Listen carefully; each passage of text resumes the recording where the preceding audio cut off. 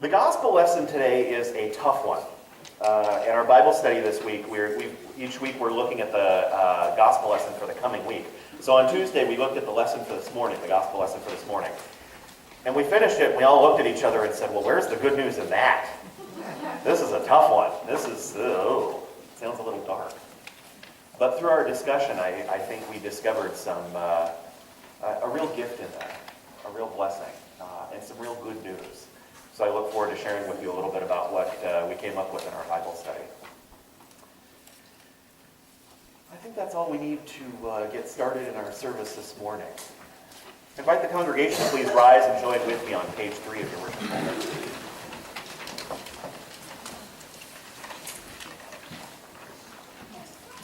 Sisters and brothers in Christ, beloved children of God, grace, mercy, and peace be with you all. This is the Holy Gospel according to St. Matthew, chapter 5. Jesus said to the disciples, "What you have heard that it was said to those of ancient times, you shall not murder, and whoever murders shall be liable to judgment. But I say to you that if you are angry with a brother or sister, you will be liable to judgment. And if you insult a brother or sister, you will be liable to the council. And if you say, 'You fool,' you will be liable to the fire of hell. So when you are offering your gift at the altar, if you remember that your brother or sister has something against you, leave your gift there before the altar and go. First be reconciled to your brother or sister, and then come and offer your gift. Come to terms quickly with your accuser while you're on your way to court with him. Or your accuser may hand you over to the judge, and the judge to the guard, and you will be thrown into prison. Truly, I tell you, you will never get out until you have paid the last penny. You have heard that it was said, 'You shall not commit adultery,' but I say to you that everyone who looks at a woman with lust has already committed adultery with her in his heart. If your eye causes you to sin, tear it out and throw it away. It is better for you to lose one of your members than for your whole body to be thrown into hell. And if your right hand causes you to sin, cut it off and throw it away. It is better for you to lose one of your members than for your whole body to go into hell. It was also said, 'Whoever divorces his wife, let him give her a certificate of divorce.' But I say to you that anyone who divorces his wife except on the grounds of unchastity causes her to commit adultery. And whoever marries a divorced woman commits adultery. Again, you have heard that it was said to those of ancient times, 'You shall not swear falsely, but carry out the vows you have made to the Lord.' But I say to you, do not swear at all, either by heaven, for it is the throne of God, or by earth, for it is the footstool of God, or by Jerusalem, for it is the city of the great King. And do not swear by your head, for you cannot make one hair white or black. Let your word be yes, yes, or no, no. Anything more than this comes from the evil one." This is the gospel of the Lord. Thanks be to God.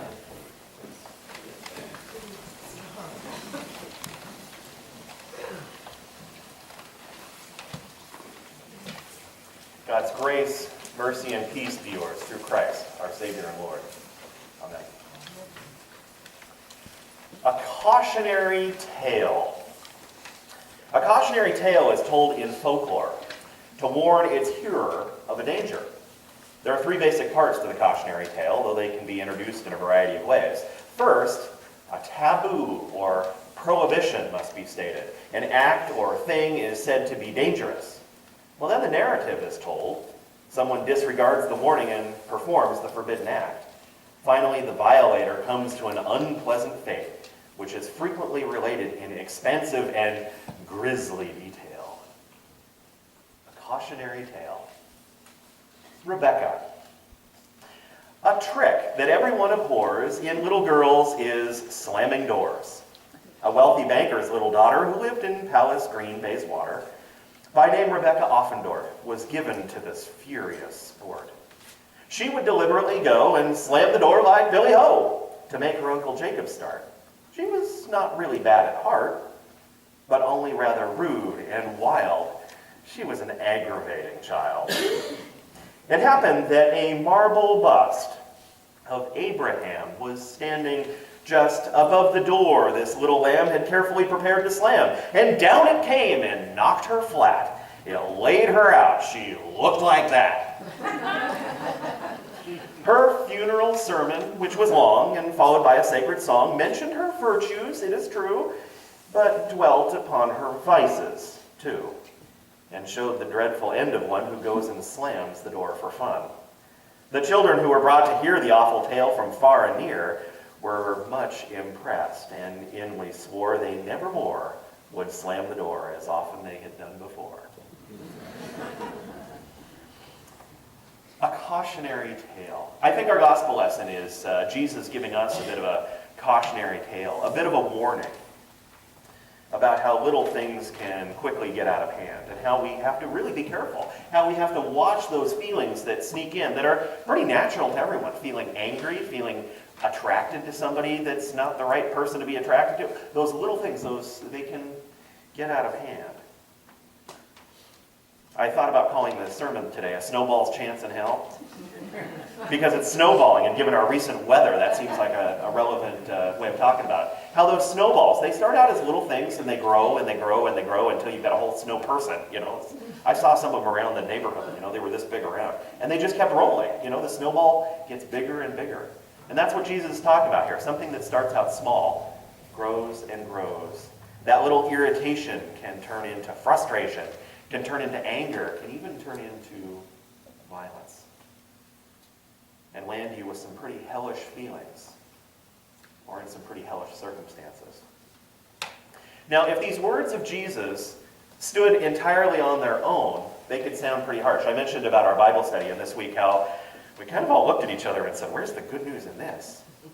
If you're angry with someone, you're guilty of murder, and you better cut off your hand or pluck out your eye. Now, Jesus is not intending this literally. He doesn't want us stumbling around and without eyes and limbs. That's not what this is about. But we have to keep these words, these cautions of Jesus, in the context of where and when he's speaking. And this is part of a bigger passage, part of what is known as the Sermon on the Mount. And when you take the whole Sermon on the Mount and look at what is Jesus teaching in the whole of this sermon, what is his main point here, it helps to inform these words that we have here today. This is the center section. The Sermon on the Mount begins with the Beatitudes. Blessed are the poor in spirit, for theirs is the kingdom of heaven. Blessed are those who mourn, for they will be comforted. All these blessings. Blessing, blessing, blessing. Now that would have, the people that he chooses to identify as blessed are unexpected folks. Jesus was talking to a lot of people who were Jewish, and his blessings would have sounded very strange to Jewish ears, because they thought, well, if you're in bad circumstances, if you are mourning, if you are sad and depressed, well, then something must be wrong. You must be out of God's favor, and you deserve to be there, is basically what the thinking was. And Jesus is saying, no. This world is a tough place, and we all have circumstances that are difficult, hard moments in our lives. And if you're in such a place, if you're feeling down, if you're feeling discouraged, don't worry, God has not forgotten you. And as faithful people who are trying to do what is right, who are trying to live a life pleasing to God, we should not neglect those folks who may seem overlooked, who may be in hard places. The thinking back in the day was, hey, I don't want to get too close. Maybe your misfortune is contagious. And Jesus is saying, no, we can't overlook these folks. We should stand together. And ultimately, what that comes down to is relationship. He's saying, live well with one another. Be together. The law was used to alienate, to separate, and say, hey, I better not get too close, because you seem to be outside the law. You seem to be doing something God is not happy with. Jesus is saying, God is still with you, still loves you. You are even blessed. So it starts with those blessings, with Beatitudes, and then it moves into this cautionary tale section. These warnings. Careful with the little things, because they can easily land you in a bad place. Now here Jesus is drawing from the Old Testament law. And those Jews who would have been listening would have said, there it is. We know about the law. That sounds like a real teacher, a real rabbi. That's somebody we can listen to. But wait a minute. He's taking the law and doing something a little bit different with it. He's applying it a little bit differently than they might have expected.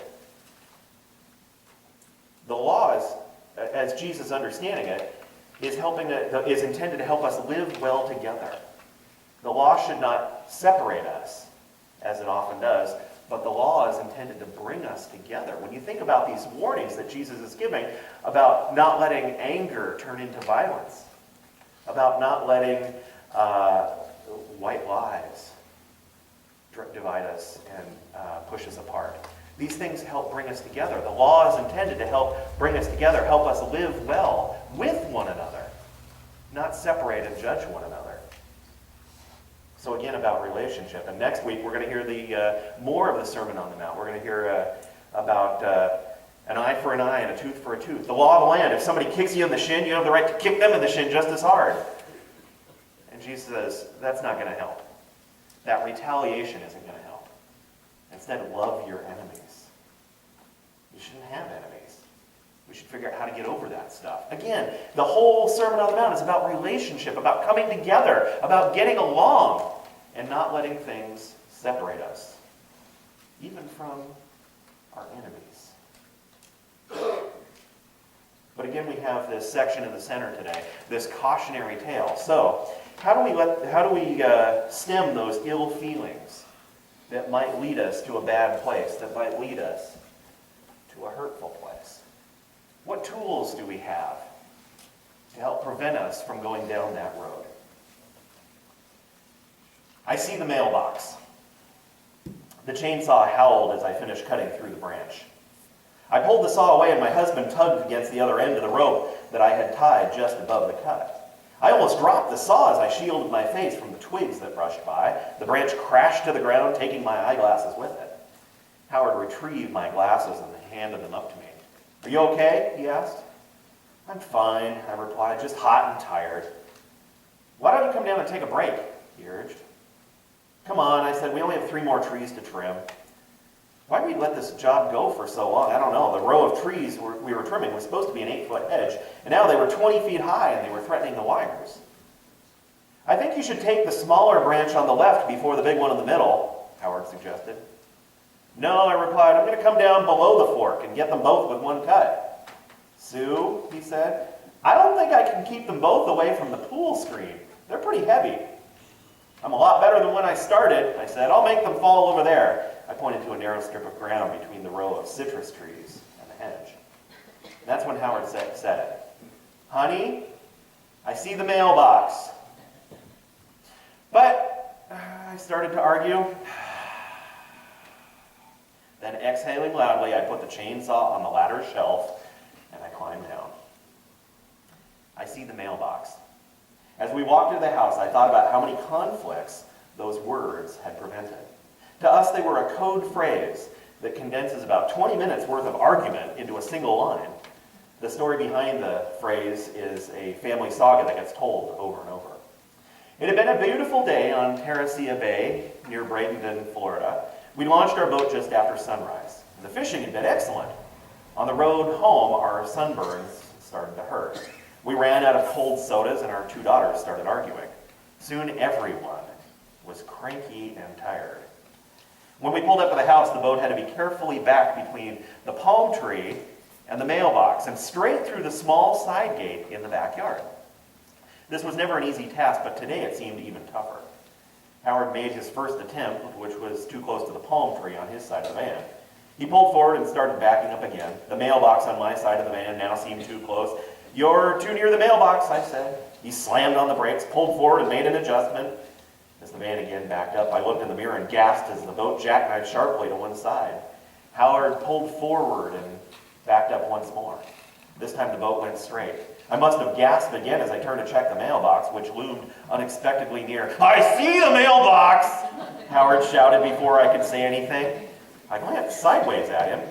He wasn't even looking at the mailbox. He was looking at the boat.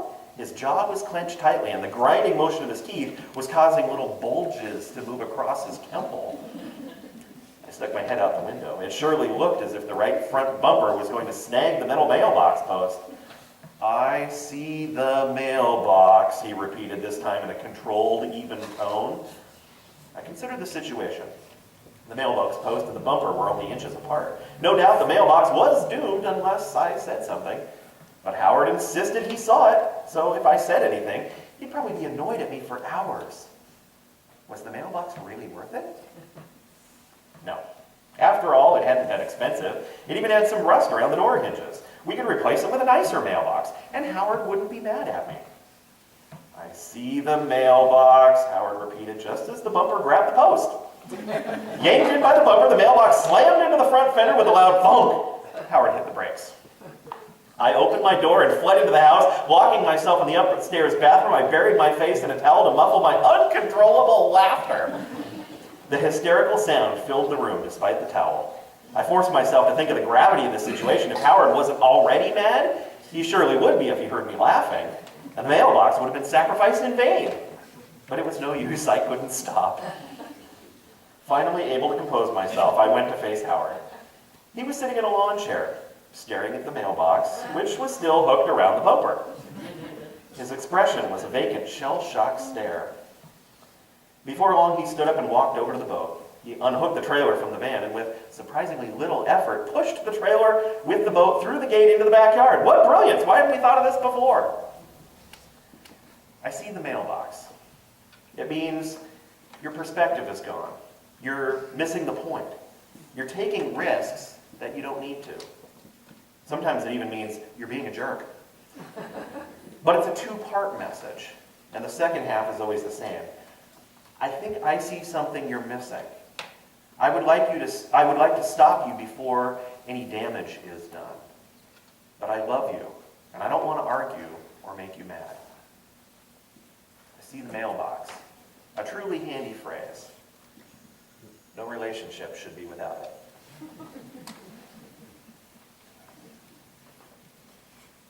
I think our gospel lesson today is Jesus saying, I see the mailbox. I see things that you don't necessarily see. That resentment, anger, attraction, those little white lies, they're going to land you in a bad place, a place that you don't want to be if you're not careful. But I love you, and I want things to go well for you, and I'm here with you. His words, as I hear them, are not intended to be a judgment, but a caution. I see the mailbox. How will you hear his warning this week? How will you redirect your energies? How will you hear this caution to live a better life?